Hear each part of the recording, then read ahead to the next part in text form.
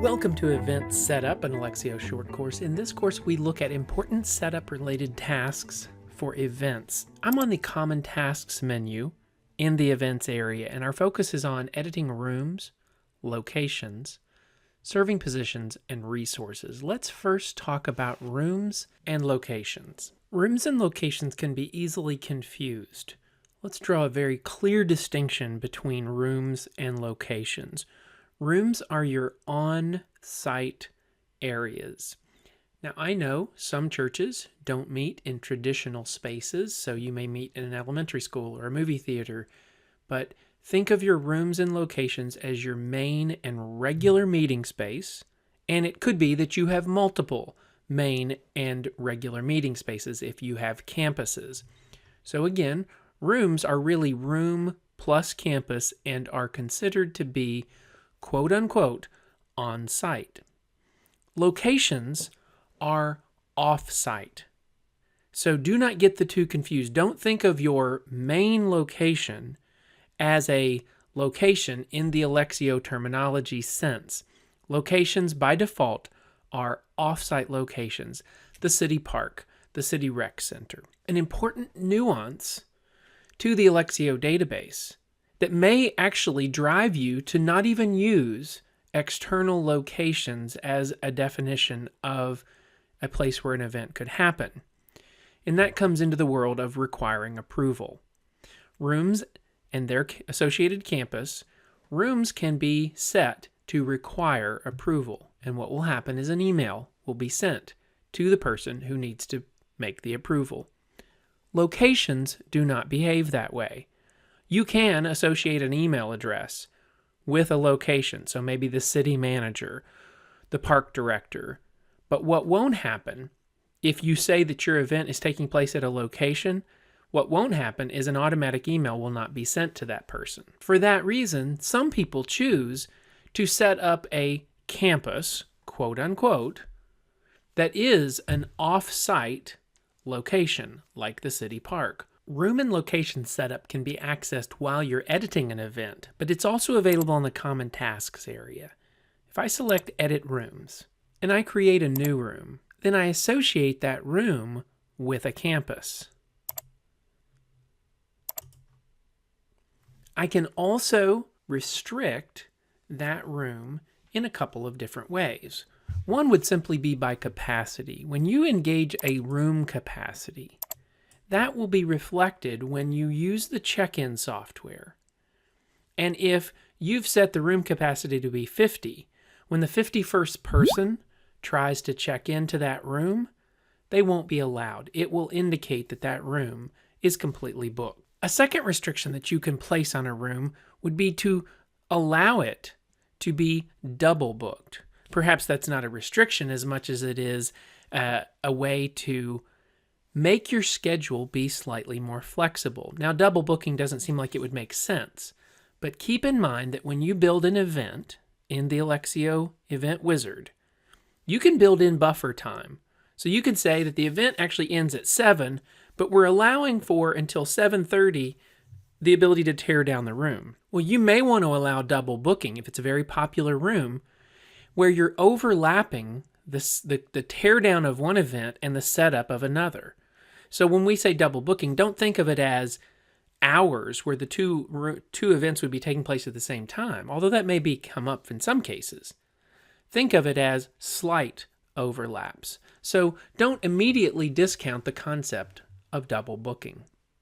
The right-hand side of editing rooms is setting whether or not the room is a first-come, first-serve, meaning no approval required, or whether you want somebody to be sent an email, and that person can either, inside that email, make a designation that says, yes, this is approved, and that will affect the Alexio database, or they could simply log in, go to the room, and approve it. You can make two choices here.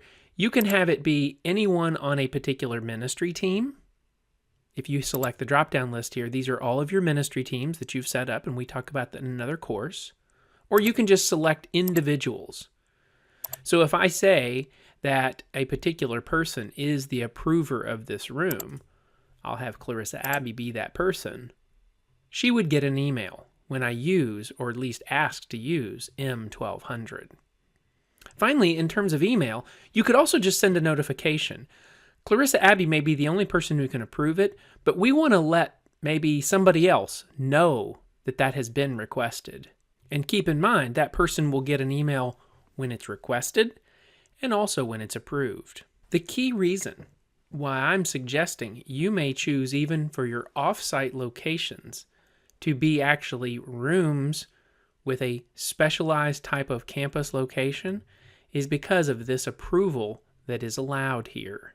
We're going to take a look at the location setup and see the limitations. Engaging common tasks again and then selecting to edit locations, we can identify, in this case I've identified Nixon Park, and I could put in an email address of the key person that is the approver of the Nixon Park usage.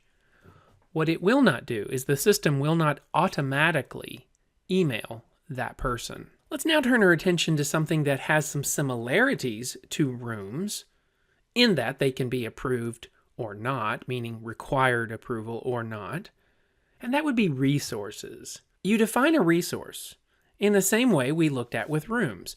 In other words, a resource, this projector, is associated with a campus. I might have multiple projectors, but they are associated with my different campus locations. The difference with a resource is that you indicate how many of those resources you have. The approval process and options are actually the same as rooms, with one really important distinction. This checkbox, require this resource to be approved before an event can be published, is really important. That would simply mean you can't put it in the mobile app or on the portal, or if you're using Alexio CMS, to your church website until this particular resource has been approved. Finally, let's discuss serving positions. When you create a serving position, you are connecting that position that may be something that occurs at any event. So let's look at the concept of somebody who will work in the cafe to prepare food. Well, there would be multiple events that might be able to, or might need somebody to prepare food. What the important distinction here is that we won't let just anybody serve in the cafe. They have to have been trained. So we're going to make a connection between serving positions and ministry teams. In my case, you can't serve as a cook unless you're currently a member of the cafe ministry. When you go to build out serving positions in your event, the only people available, if I were to pick cook, would be people who have the marker on their involvement tab of cafe ministry. A quick review of that concept. Again, people on their people record are involved in ministry teams. Events have serving positions or serving roles, and those roles can only be filled by specific ministry team members because of the connection that you will make between an event serving role and a ministry team. When rooms or resources require approval, that approval email will be sent when I select Finished. The system will tell me that it is going to send an email notification to a request approval of the room. This same thing would happen if it had been a resource request. The recipient of that approval request will get an email that looks like this. And in that email, they'll have the ability to approve the room.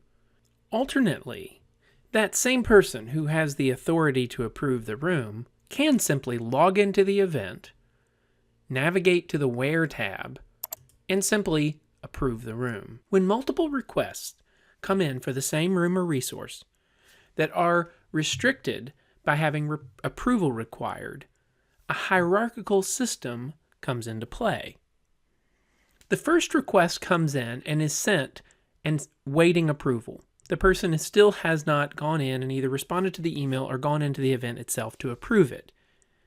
Regardless of that, if A second request is made for the same room or resource. This second requester sees that that resource is not available or that room is not available. The user that's creating the event will get different visual clues that would indicate the room or resource's current status.